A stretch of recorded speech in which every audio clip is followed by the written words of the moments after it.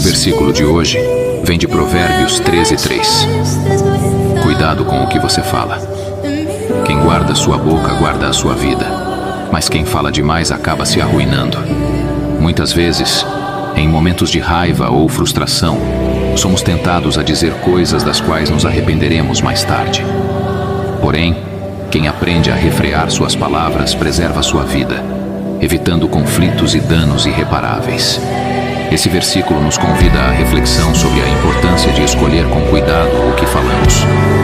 Palavras têm o poder de construir ou destruir, tanto nossa vida quanto a de quem nos cerca.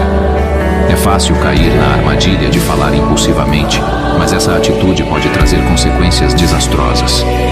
Guardar a boca é também guardar o coração, escolhendo viver em paz e sabedoria. Lembrar-se de que o silêncio, muitas vezes, é a melhor resposta para evitar mágoas e arrependimentos é um passo rumo a uma vida mais harmoniosa e protegida.